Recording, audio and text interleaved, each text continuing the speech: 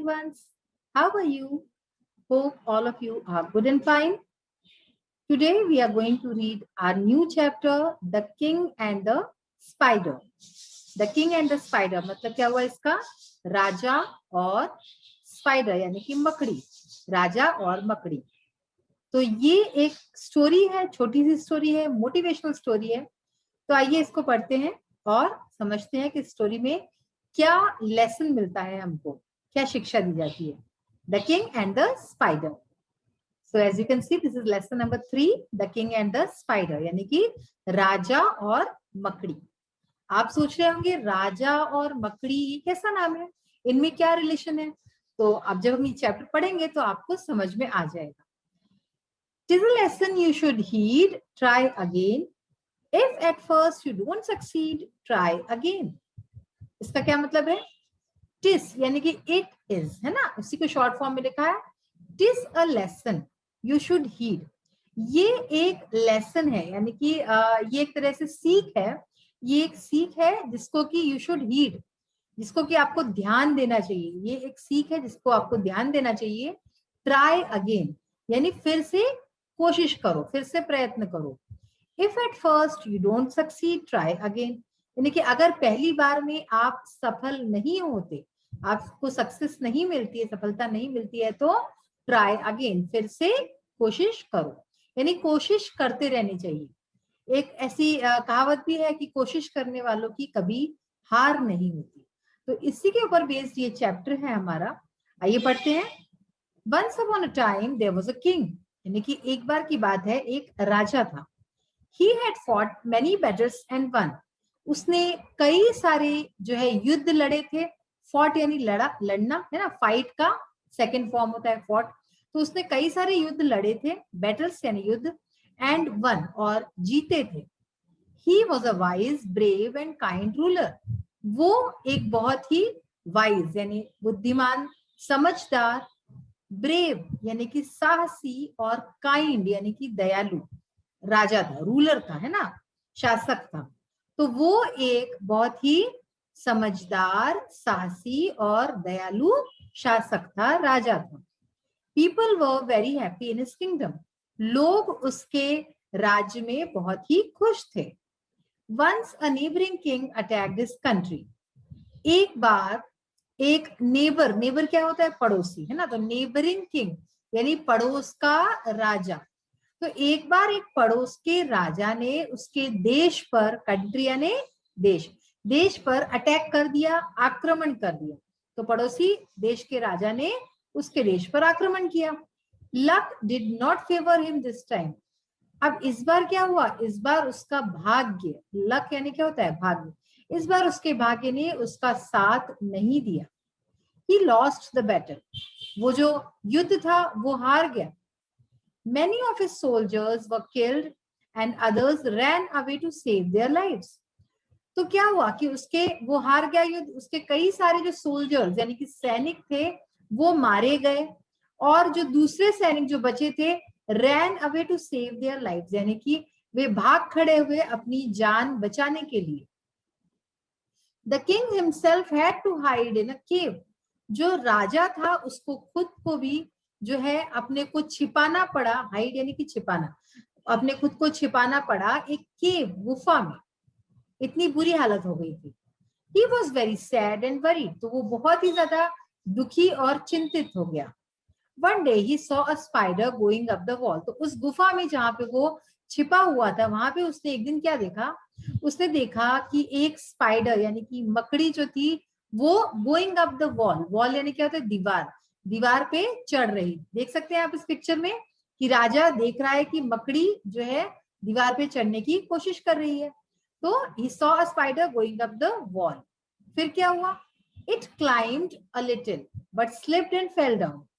वो थोड़ा सा चढ़ी, क्लाइंब यानी क्या होता है? चढ़ना। तो वो थोड़ा सा चढ़ी लेकिन स्लिप हो गई, यानी कि फिसल गई। वो फिसल गई और नीचे गिर गई। फेल डाउन यानी कि नीचे गिर गई। It tried again and fail again. तो अब उसने फिर से कोशिश की। ट्राई यानी क्या होता है? कोशिश, प्रयत्न। तो अब उसने फिर से कोशिश की और फिर से गिर गई। The spider did not give up. It kept on trying and still kept on falling. This happened many times. तो क्या हुआ, बार बार वो कोशिश करती, बार बार गिरती, लेकिन फिर से वो अपनी हिम्मत नहीं हारती और फिर से कोशिश करती रहती. तो ऐसा कई बार होता रहा. तो देखिए क्या लिखा है, the spider did not give up, यानी उसने हिम्मत नहीं हारी. इट केप्ट ऑन ट्राइंग, वो कोशिश करती रही. And still kept on falling, और फिर से वो गिरती रही, मतलब जितनी बार कोशिश करती उतनी बार गिरती. दिस हैपेंड मेनी टाइम्स, ऐसा कई बार हुआ. At last the spider succeeded in climbing the wall. आखिरकार जो स्पाइडर थी, यानी कि जो मकड़ी थी, वो उसको सक्सेस मिली, उसको सफलता मिली दीवार को चढ़ने में, यानी कि वो दीवार चढ़ पाई. देखिए राजा देख रहा है कि वो कोशिश कर रही है, बार बार गिरती है, लेकिन वो कोशिश अपनी छोड़ती नहीं और आखिरकार दीवार चढ़ जाती है. The king said to himself, इस पर ये सब देखकर राजा ने अपने आप से, खुद से कहा, if this spider, a small insect, can succeed in climbing the wall by trying again and again, why can't I defeat my enemies? तो ये सब देख के राजा को एक तरह से एक शिक्षा मिली, उसको एक ज्ञान की प्राप्ति हुई. उसने सोचा कि अगर if this spider, a small insect, अगर ये जो स्पाइडर है, ये जो मकड़ी है, जो छोटी सी इंसेक्ट है, कीड़ा मकोड़ा है, can succeed in climbing the wall, तो इसको अगर सक्सेस मिल सकती है, इसको अगर सफलता मिल सकती है दीवार चढ़ने में, by trying again and again, बार बार कोशिश करते रहने से अगर इसको सफलता मिल सकती है दीवार चढ़ने में, why can't I defeat my enemies, तो मैं क्यों नहीं अपने शत्रुओं को हरा सकता हूं, है ना. एनिमीज यानी कि शत्रु, दुश्मन, और डिफीट यानी हराना. तो वही वो कहता है कि why can't I defeat my enemies, तो मैं क्यों नहीं अपने दुश्मनों को हरा सकता, अगर ये छोटी सी मकड़ी कर सकती है तो. The king got his confidence back. He united his soldiers once again and attacked his enemy. तो इससे, इस सब से क्या हुआ, उसको उसका आत्मविश्वास, कॉन्फिडेंस यानी कि आत्मविश्वास. The king got his confidence back, उसको अपना आत्मविश्वास वापस मिला राजा को. He united his soldiers, उसने अपने सैनिकों को इकट्ठा किया. Once again, एक बार फिर से उसने अपने सैनिकों को इकट्ठा किया. And attacked his enemy, और उसके जो शत्रु थे, जो दुश्मन थे, उसके ऊपर अटैक किया, आक्रमण किया. The battle continued for many days and he finally defeated his enemy. ये जो युद्ध था ये कई दिनों तक चला और आखिरकार उसने जो है उसके जो एनिमीज थे, उसके शत्रु थे, उसको हरा दिया, उसको डिफीट कर दिया. Try try try till you succeed, यानी कि कोशिश करते रहो जब तक कि आपको सफलता हासिल नहीं हो जाती. बहुत ही बड़ा ये एक लेसन है जो कि हमें इस चैप्टर से मिलता है ना, कि हमें कोशिश कभी भी छोड़नी नहीं चाहिए. आप जो भी चीज करते हैं, है ना, सपोज आपको मैथ्स यानी गणित से डर लगता है ना, मैथ्स से डर लगता है, आपको लगता है कि मैं ये नहीं कर पाऊंगा या नहीं कर पाऊंगी, तो आपको बस क्या करना है, कोशिश करते रहनी है. ऐसी तो कोई चीज है ही नहीं जो इम्पॉसिबल है. तो अगर आप कोशिश करते रहेंगे तो आप कोई भी चीज कर सकते हैं. तो आप मैथ्स के सम्स भी सॉल्व कर सकते हैं. अब देखिए यहाँ पे क्या लिखा है, struggle is the law of progress. What is struggle? Struggle यानी कि संघर्ष. लॉ यानी क्या होता है, लॉ का मतलब ऐसे कानून होता है, नियम कानून हम बोल सकते हैं. और प्रोग्रेस यानी कि जो हमारा प्रगति होती है. तो इसको हिंदी में हम क्या बोलेंगे, संघर्ष प्रगति का नियम है. ठीक है ना, struggle is the law of progress, यानी कि संघर्ष प्रगति का नियम है. तो कितनी अच्छी स्टोरी थी, है ना, आपको बहुत अच्छी लगी होगी, आई एम वेरी श्योर. अब आइए देखते हैं इसके एक्सरसाइज पार्ट को. So the first exercise that we will see today is of word power. Word power, जैसे कि मैंने आपको पहले भी बताया था, इसमें words यानी कि शब्दों से रिलेटेड कुछ एक्सरसाइज होती है. देखिए first exercise, complete the following paragraph by filling in the blanks with suitable words from the text. यहाँ पे जो लाइनें हैं वो चैप्टर से ली गई हैं. तो अगर आप चैप्टर पढ़ेंगे तो आपको बहुत ही आसानी से समझ में आ जाएगा कि कौन से ब्लैंक में कौन सा वर्ड आएगा. तो आइए देखते हैं यहाँ पे. The king was a wise brave and kind ruler, हमने पढ़ा था ये. राजा एक समझदार, साहसी और दयालु रूलर था. ही लॉस्ट द बैटल, वो युद्ध हार गया. बैटल यानी कि युद्ध. He had to hide in a cave, उसको केव में, गुफा में छिपना पड़ा. He was very sad and worried, वो बहुत ही दुखी और चिंतित हो गया. He saw a spider going up the wall, तो उसने एक स्पाइडर यानी कि मकड़ी को देखा दीवार पर चढ़ते हुए। स्पाइडर यानी मकड़ी, वॉल यानी दीवार। At last the spider succeeded in climbing the wall. आखिरकार जो स्पाइडर था, जो मकड़ी थी, वो उसको सक्सेस मिली, उसको सफलता मिली दीवार पे चढ़ने की। The king got his confidence back. राजा को उसका आत्मविश्वास वापस मिला।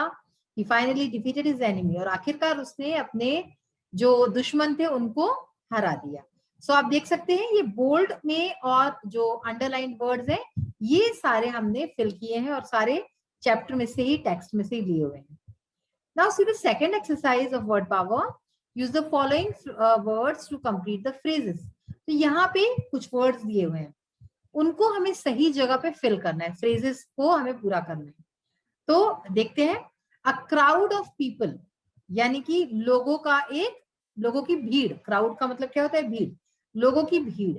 a bunch of bananas, तो केले होते हैं ना, केले का जो गुच्छा होता है, bunch of bananas. a flock of sheep, sheep का एक फ्लॉक यानी जो झुंड में जो होते हैं शीप यानी कि भेड़ बकरियां, उसको फ्लॉक बोलते हैं। एन आर्मी ऑफ सोल्जर्स यानी कि सैनिकों की एक टुकड़ी होती है, आर्मी होती है, ठीक है ना। A fleet of ships, ships यानी कि जहाज। ये जितने भी वर्ड्स आप देख रहे हैं ये क्या बताते हैं? ये समूहवाचक शब्द है ना, कलेक्टिव नाउन इसको बोलते हैं। Okay, all these are collective nouns, यानी कि कलेक्शन में एक साथ जो हम बोलते हैं झुंड में, उसको उसके लिए कौन सा वर्ड यूज होता है? ये है। A fleet of ships, a herd of cattle, तो कैटल के लिए, एलिफेंट्स के लिए हम हर्ड इस वर्ड का यूज करते हैं, ठीक है ना। आप मोटा मोटा ये समझ लो कि इस सबसे झुंड या जैसे कि गुच्छा, केले का गुच्छा, इस तरह से हम बात समझते हैं। A team of players, players की टीम। बंडल ऑफ स्टिक्स, स्टिक्स होती है जो लकड़ियां आप कह सकते हो, उसका एक बंडल होता है पूरा। A pair of shoes, shoes का पेयर होता है, आप जो पहनते हो पैर में शूज, जूते, उसको पेयर में पहनते हो, दो होते हैं ना, एक तो पहनते नहीं, that is a pair of shoes. A cluster of stars, यानी कि स्टार्स का, तारों का एक झुंड, उसको क्लस्टर बोलते हैं। तो ये कलेक्टिव नाउन्स थे जो हमने देखे। Now see right the opposites of these words. कुछ वर्ड्स दिए हैं, उसके अपोजिट हमें लिखने हैं। तो फेल, सक्सीड। फेल यानी आपको पता है फेल होना, नाकामयाब होना। सक्सीड यानी सफलता। विन, लूज, विन यानी हारना, लूज यानी विन यानी जीतना, सॉरी, विन यानी जीतना, लूज यानी हारना। फ्यू, मैनी, फ्यू यानी थोड़ा, और मैनी यानी बहुत सारे। फ्रेंड, एनिमी, दोस्त, दुश्मन। वीकनेस, स्ट्रेंथ, वीकनेस यानी कि जो हमारी कमजोरी होती है, स्ट्रेंथ यानी जो हमारी ताकत। शॉर्ट, लॉन्ग यानी छोटा, शॉर्ट यानी छोटे में जो होता है, लॉन्ग यानी लंबा, बड़ा, ऐसे बोल सकते हैं। एंड हैप्पी, सैड यानी दुखी, सुखी एंड दुखी, ठीक है ना। तो आप देखिए ग्रामर इन यूज, है ना, ग्रामर, व्याकरण से रिलेटेड जो एक्सरसाइज है। Rewrite with proper punctuation marks. तो यू कैन सी यहाँ पे एक छोटा सा पैराग्राफ दिया है, इसमें कोई भी पंक्चुएशन मार्क्स आपको नहीं लिख रहे हैं।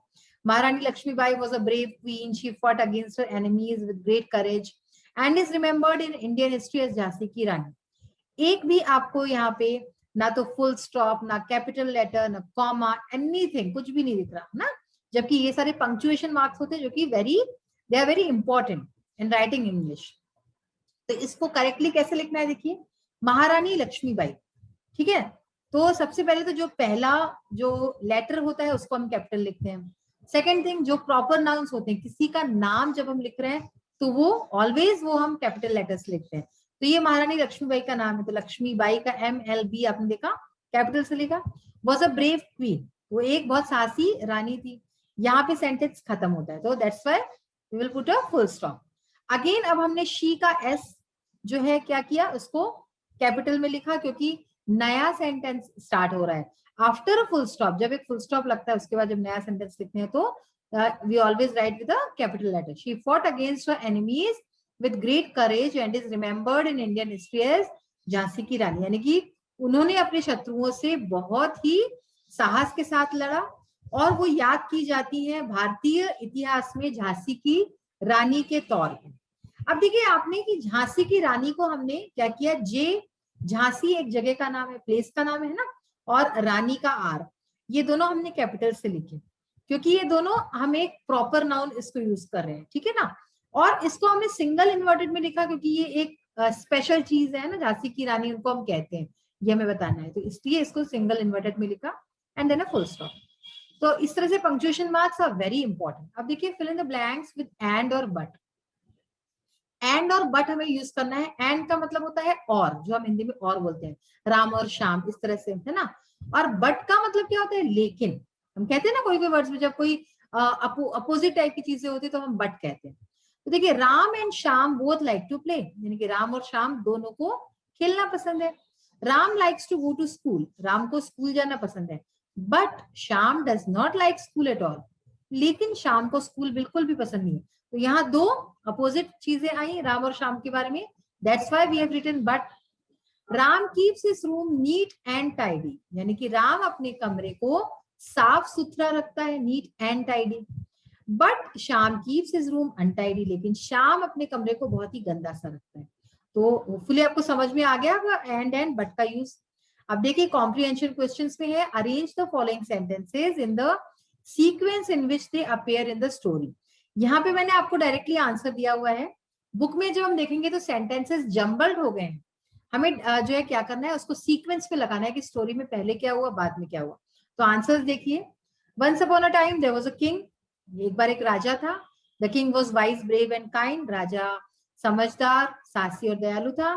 People were very happy in his kingdom, लोग उसके राज्य में बहुत खुश थे। Once neighbouring king attacked his country, यानी कि एक बार उसके पड़ोसी राजा ने उसके ऊपर अटैक कर दिया। Many of his soldiers were killed, कई सारे उसके सैनिक मारे गए। The king was sad and worried, राजा दुखी और चिंतित हो गया। तो ये जैसा कहानी में आया उस हिसाब से हमने आंसर्स लिख दिए।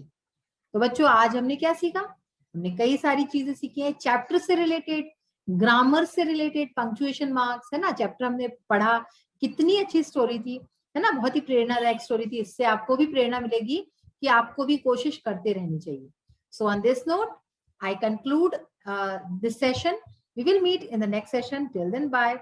Take care of yourself and your health. Bye.